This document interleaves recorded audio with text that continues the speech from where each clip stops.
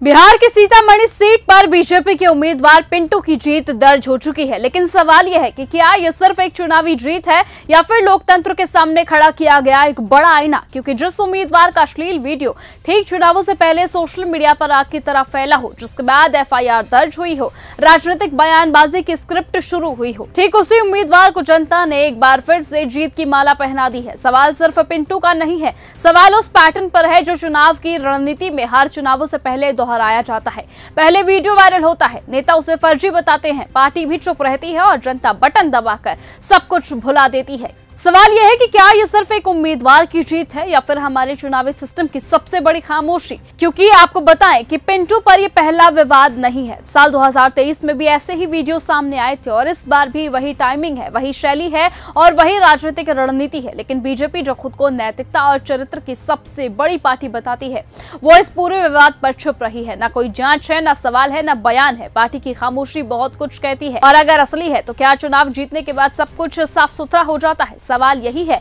कि चरित्रहीनता राजनीति में इतनी सामान्य कैसे हो गई है कि जनता भी इसे मुद्दा मानना छोड़ चुकी है। सीतामढ़ी जो सांस्कृतिक और धार्मिक दृष्टिकोण से बेहद महत्वपूर्ण सीट है, वहां पिंटू ने आरजेडी के उम्मीदवार सुनील कुमार कुशवाहा को मामूली अंतर से हराया। आपको बताएं कि पिंटू को 1,04,226 वोट मिले हैं और कुशवाहा को 98,243 वोट मिले हैं। और ये जीत जितनी नजदीकी से थी उतनी ही विवादों से भरी हुई थी। लेकिन आपको बताएं कि जनता ने सीट पर कैरेक्टर से ज्यादा जाति, चेहरा और पार्टी को तरजीह दी है। सवाल उठता है, क्या जनता को विवाद याद नहीं रहते या फिर लोकतंत्र में जीत हार का सच अब सिर्फ नैरेटिव पर निर्भर हो गया है।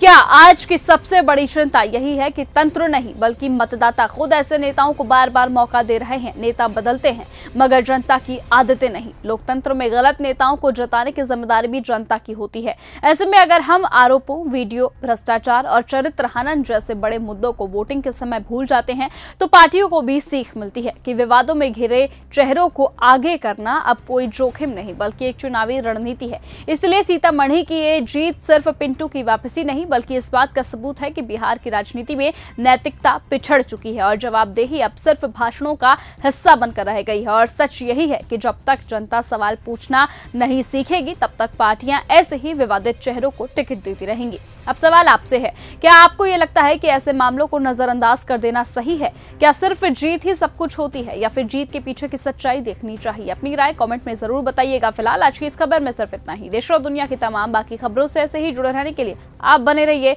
और ऐसे ही देखते रहिए न्यूज़ गंगा। नमस्कार। अगर आपको ये हमारा वीडियो पसंद आया हो तो इसे लाइक और शेयर करना बिल्कुल ना भूलें। साथ ही हमारे चैनल न्यूज़ गंगा को सब्सक्राइब और फॉलो जरूर करें ताकि देश और दुनिया की हर बड़ी खबर आप तक सबसे पहले पहुंचे।